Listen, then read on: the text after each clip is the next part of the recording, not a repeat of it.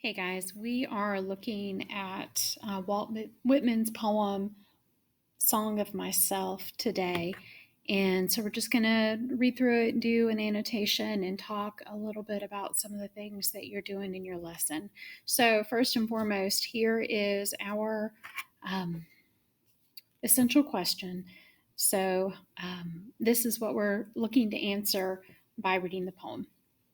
So, how does Whitman use word choice, tone, and structure to express theme in his poetry? So there are a couple different things that we have to identify in order to answer this question. First of all, we need to focus on the language that he uses, how that language contributes to his tone, and then also how the structure of his poem is unique. And then you have to identify the theme and think about how all of these things help support the theme. So we'll work on that as we go. So we read Emerson already, and we talked a little bit about how Emerson and Thoreau, they were transcendentalists, how their poetry reflects kind of a new style of American writing. Well, Whitman definitely is in that same vein. So apparently, Emerson kind of put out this call to action, and he wanted people to write new American poetry. So Emerson wanted the U.S. to have its own new and unique poet to write about the new country's virtues and vices. And so remember, at this point, the United States is only 75 years old or so. And so Whitman set out to answer Emerson's call. And we see that in Leaves of Grass, which is the name of the book that you can find Song of Myself in. So let's take a look. So he says, I celebrate myself and sing myself, and what I assume you shall assume, for every atom belonging to me as good belongs to you. So from the very start, we have this celebration of this celebration of self, this individualism, this belief in equality and celebrating the common person as opposed to someone who is a king or a queen or a noble person or some mythological figure. We see the celebration of the average American.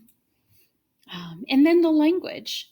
You see words like celebrate and sing, so it's very joyful. He says, I loaf or relax and invite my soul. I lean and loaf at my ease, observing a spear of summer grass. My tongue, every atom of my blood formed from this soil, this air, born here of parents, born here from parents the same, and their parents the same. I, now 37 years old, in perfect health begin, hoping to cease not till death. He has this strong feeling of connection with the earth.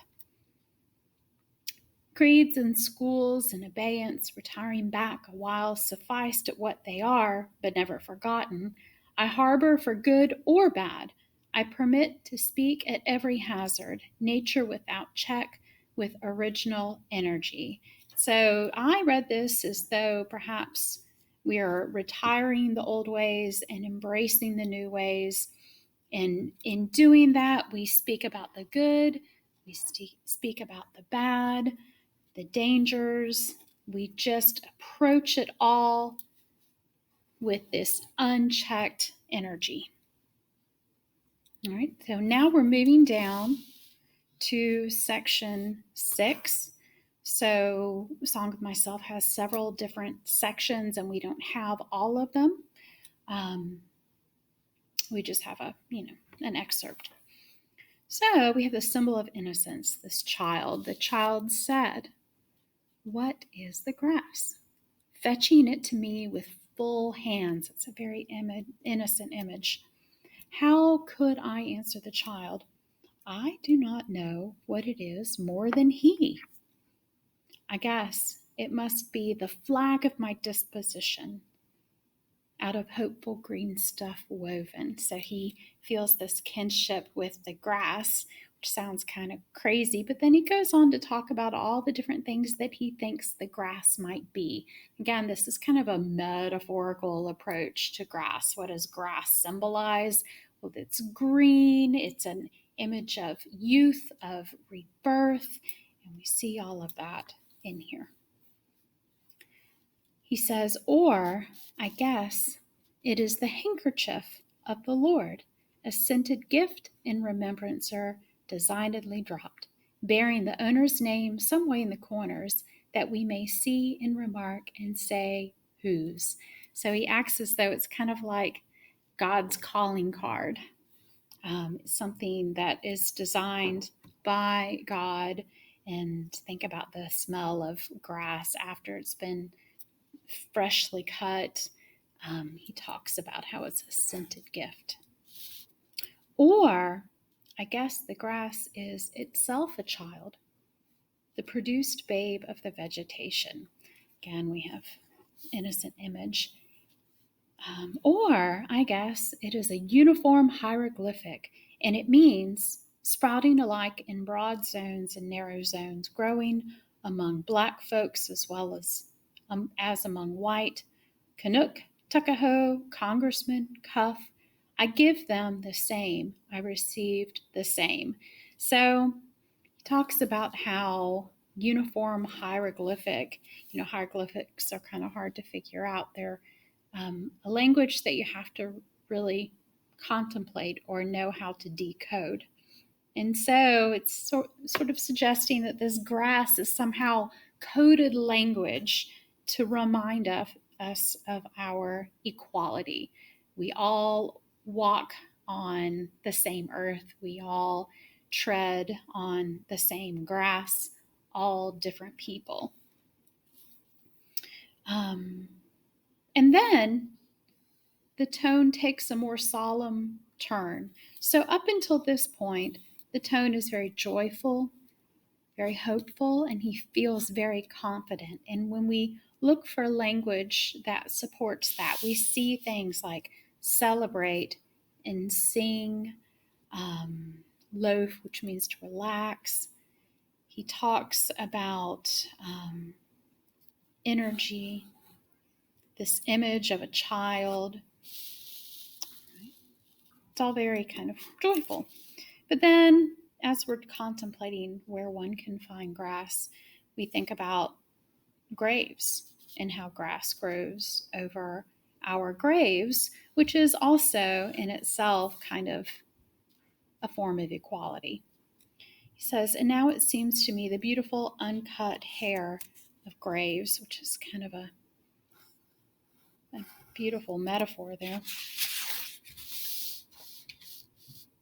Tenderly will I use you, curling grass. It may be you transpire from the breasts of young men. It may be, if I had known them, I would have loved them. It may be you are from old people or from offspring taken soon out of their mother's laps. And here you are the mother's laps. This grass is very dark to be from the white heads of old mothers, darker than the colorless beards of old men, dark to come from under the faint red roofs of mouths. Oh, I perceive, after all, so many uttering tongues, and I perceive they do not come from the roofs of mouths for nothing. I wish I could translate the hints about the dead young men and women, and the hints about old men and mothers, and the offspring taken soon out of their laps. What do you think has become of the young and old men? And what do you think has become of the women and children? They are alive and well somewhere.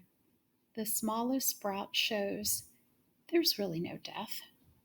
And if ever there was, it led forward life and does not wait at the end to arrest it, and ceased the moment life appeared.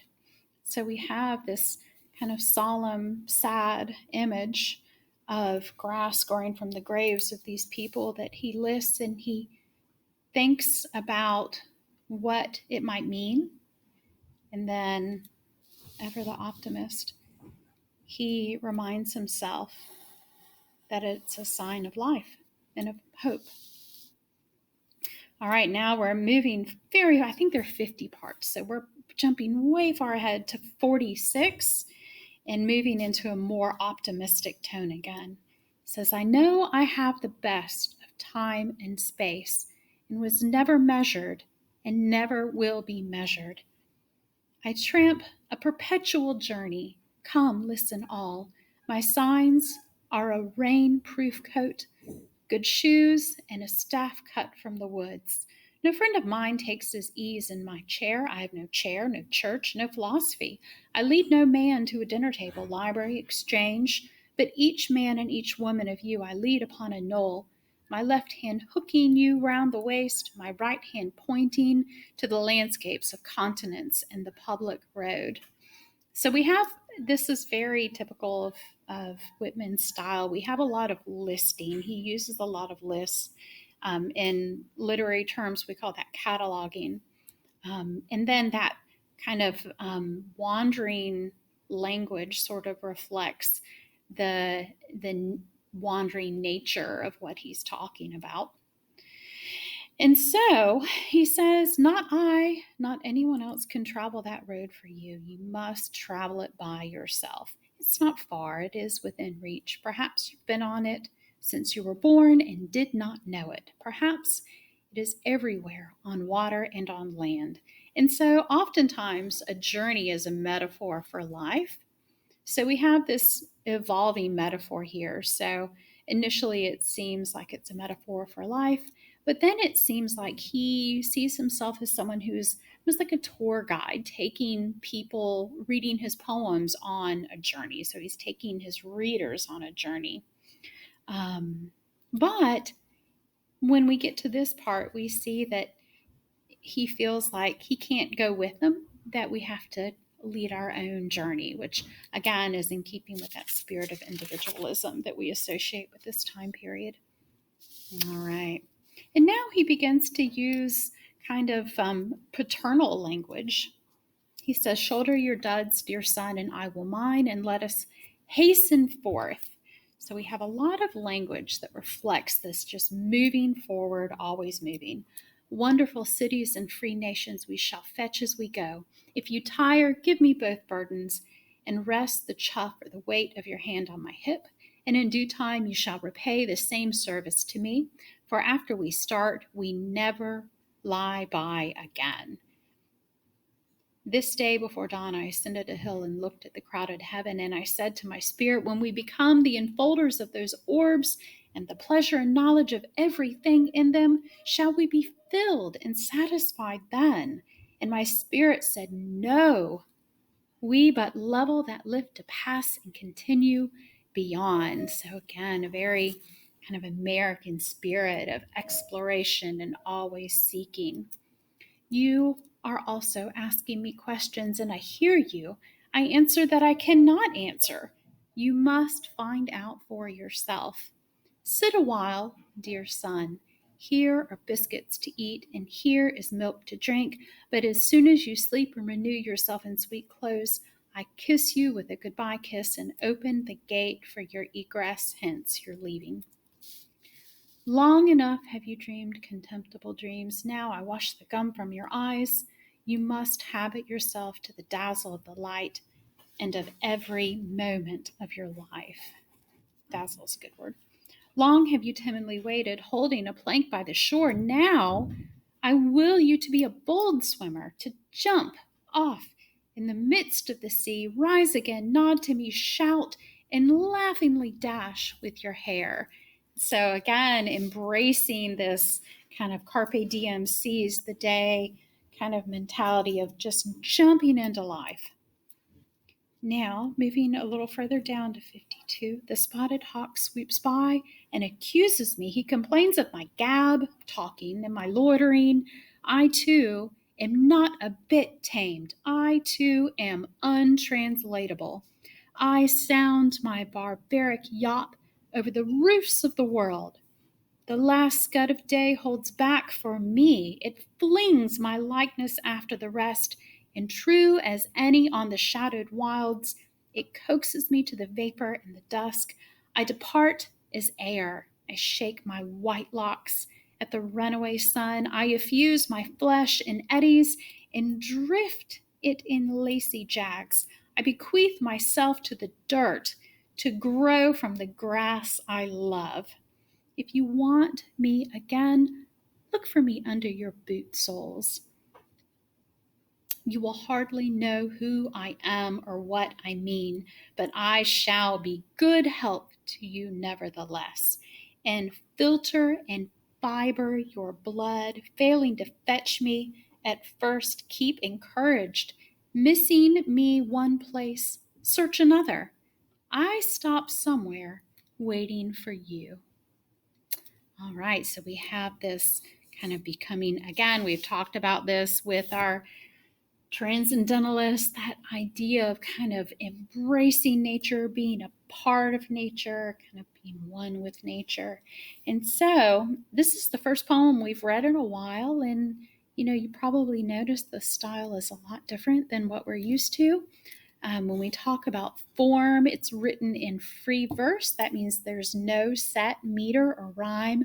The lines are very long. They kind of ramble on to express Whitman's excitement and passion, and also to kind of reflect the wandering and traveling and movement that he talks about in the poem. You have these loose grammatical structures and kind of ignoring the rules to kind of embrace the individualism and uniqueness of his style. And so, again, free verse, as I said, mimics his wandering nature. The free verse also helps him connect with the readers. He speaks directly to the readers sometimes. It's much less formal, much more conversational. His voice is philosophical and contemplative, but it's also very individualistic. We see in his theme, he celebrates life and the American spirit. He embraces equality as a part of the American identity. He embraces and celebrates his own identity. And then at the close, we see him embracing and wanting to just kind of meld himself and be a part of nature. So, which of the following best describes the viewpoint of the speaker of the poem? That language is so positive. He's very optimistic and very independent. I hope you enjoyed Whitman. I really like his style. I think he's just a fun poet to read. I love that. To me, he's kind of the Van Gogh of the American poetry world. When his poetry was published, people thought it was trash because it was so new and unique. But over time, just as Van Gogh was embraced, Whitman has been embraced, and he has been described as the poet of America. He was writing in a time that America was increasingly polarized. He saw the Mexican-American War. He saw the American Civil War. He witnessed the dividing between the North and the South. And he tried very hard to embrace America as a whole and pull people together. He saw democracy as a spiritual and poetic force that could inspire us to higher achievements. And he's considered by many scholars as America's greatest poet.